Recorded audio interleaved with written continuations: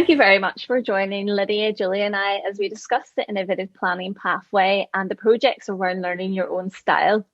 We will be discussing how knowing your personal leadership style, how connecting better to your audience, and mentoring will improve your speaking and leadership skills. So, a lot of people think that Toastmasters is only about good communication, but it also focuses on improving your personal leadership. One of the first things that you find out about yourself is your own personal leadership style, which can be really insightful. Julia, you recently completed a fantastic speech on leadership. Can you tell us a little bit more about what you learned about yourself in undertaking this project and how this has maybe impacted on your own life? Yes, Emma, I presented recently on my leadership style, and it's one of the projects that I had to undertake as part of level 2 under the innovative planning pathway. And I had witnessed a number of my fellow Toastmasters doing that very same project over the previous number of months. So I understood what was coming, but I didn't appreciate just the wealth of information that Toastmasters make available in order for you to better understand your leadership style. So I really enjoyed going through that and learning through the process. And then I had to prepare my speech to describe my leadership style, and that was really interesting. I completed a survey online.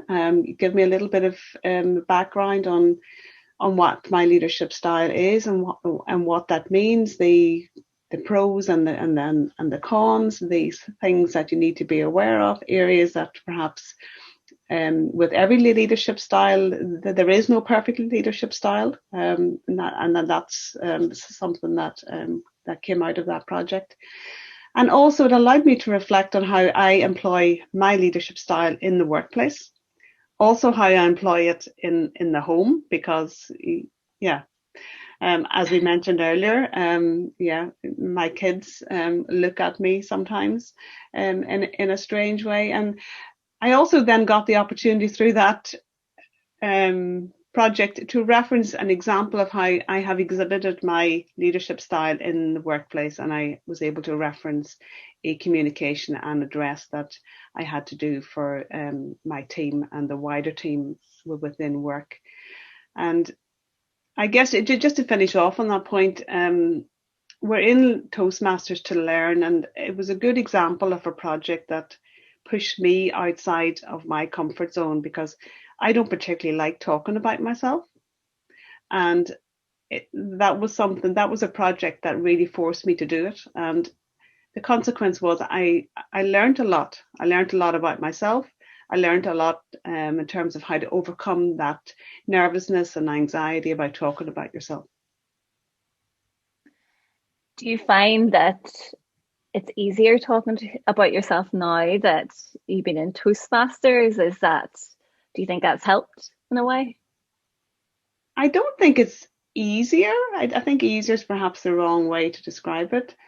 I now have tools and strategies to help me to talk about myself with more ease than perhaps I would have done previously.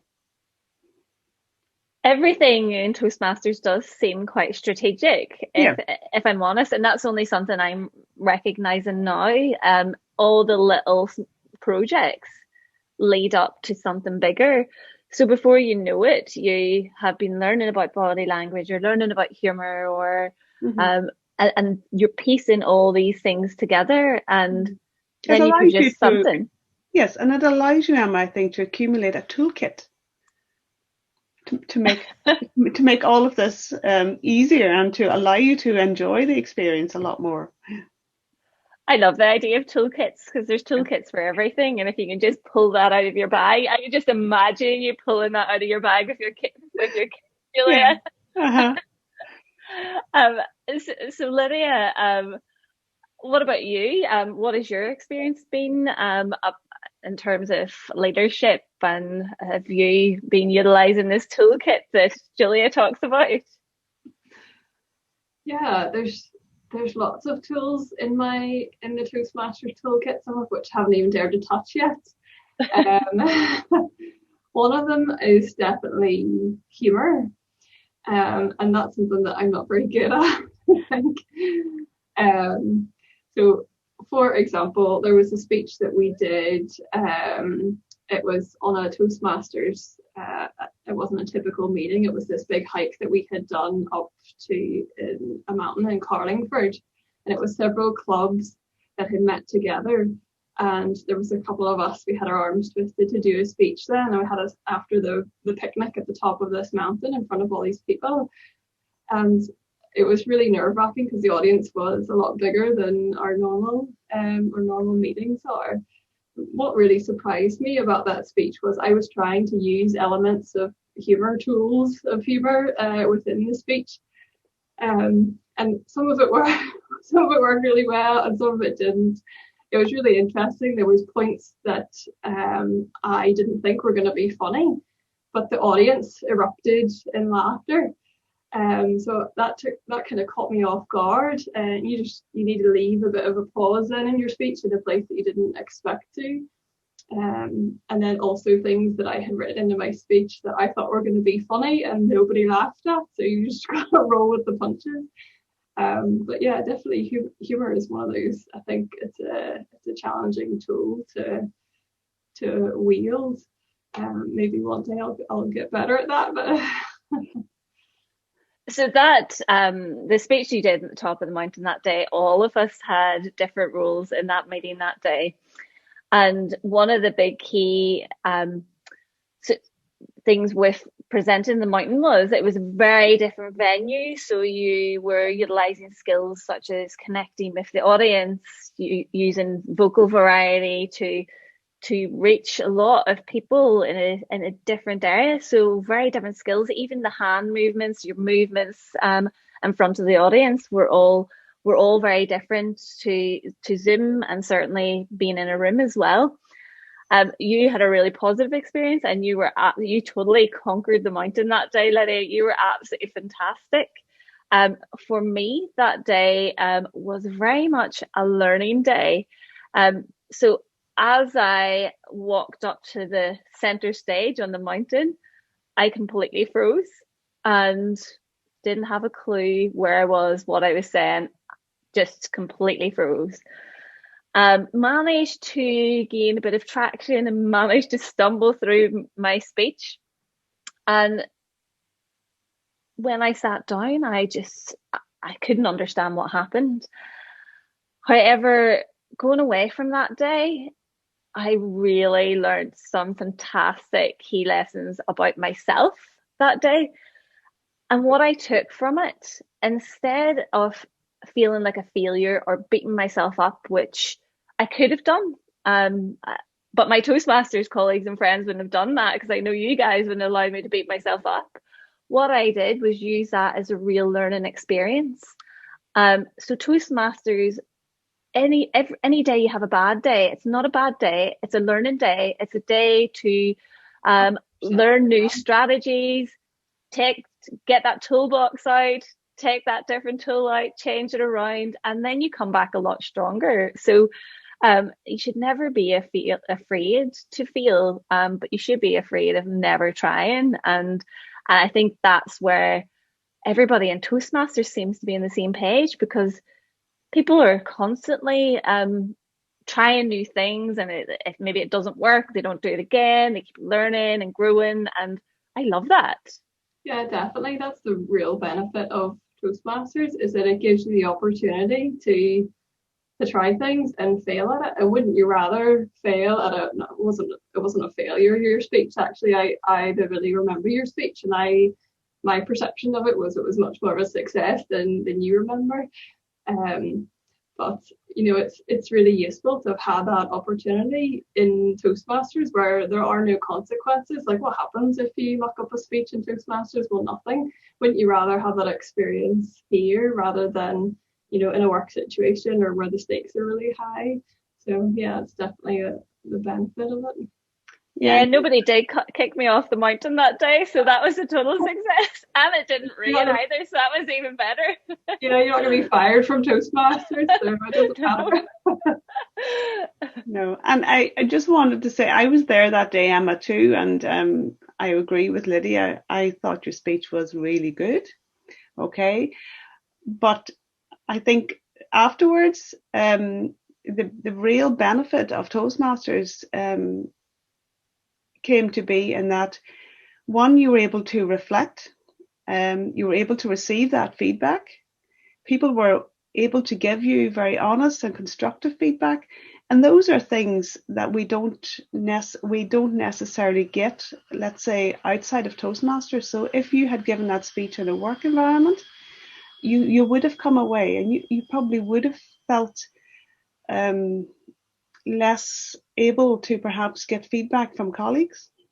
Whereas in Toastmasters, it's, as you said earlier, every day is a learning day, and you have that learning opportunity, and then you're able to build on it the next time around.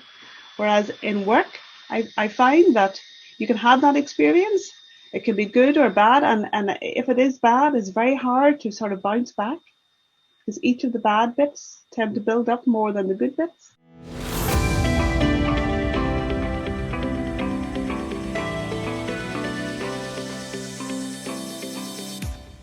No, I know what you mean, Julia. It's great. At Toastmasters, we're all encouraged to mentor new members, and we're also given the opportunity to ask for mentorships ourselves. So my mentor, Stephen, who's fantastic, he really pushes me to stretch myself constantly. Hence why I'm here, and both of us are, or the three of us are here today. We really value his help and support. But equally, sometimes you're absolutely cursing your mentorship's name. I don't know if you guys feel like that as well, but you think, really, before you start Toastmasters, and every year you fill out your goals for the year, and sometimes you think, can I go and steal that form back and rub it out, because they're making me try to do what I want to do. How have you found mentorship, Julia? I think it's a great part of Toastmasters, and I think within the club that we're part of, there's a more of a focus on mentoring and mentorship over the last number of years, and it's something that I really welcome. I think it's really important, and in my own case, I manage people at work, and that mentorship focus is really important. Being able to give feedback at times, I find, can be really challenging, and it can be daunting, particularly when you have to give people constructive feedback. It's very easy giving people positive feedback, but when you want someone to perhaps change their ways, or to make improvements in certain areas, that can be quite challenging. So I really enjoyed doing evaluations, and I have said that to a few fellow Toastmasters, and they look at me strangely, because it's viewed as one of the roles that's quite tough within Toastmasters. But I find it really, really useful, and I enjoy doing it because I enjoy giving people feedback, and I enjoy the challenge of having to frame the feedback in such a way that it's going to come across as being constructive. And also then, by doing the evaluations, you're focusing on how you deliver that. So we talk about this sandwich: positive, constructive, positive, and making sure that whoever you're giving it to can take that feedback on board in a very positive way. So really, really, a really encouraging and supportive part of Toastmasters. Do you feel that you like feedback maybe because you like to see people becoming the best version of themselves, or being better, or striving, or pushing, or what do you think? Have you thought about that? Maybe I'm putting you on the spot. No, not at all, Emma. But it's an interesting question. I think I've received the benefit of people giving me feedback, encouraging me, providing me with very very constructive feedback. I've taken that on board. I know that I've benefited from it. So equally, I want to be able to do that for others who have joined Toastmasters. Feels good when other people do well as well, doesn't it? Especially if you've played a part in that. So yeah, they're benefiting and you're also benefiting as well. So that's great. So I think you'll all agree, knowing yourself can only allow improvements to take place. So next up, we will be discussing how increasing your knowledge, building your skills, and demonstrating expertise will help you meet the goals that you need in the innovative planning pathway. Thank you very much.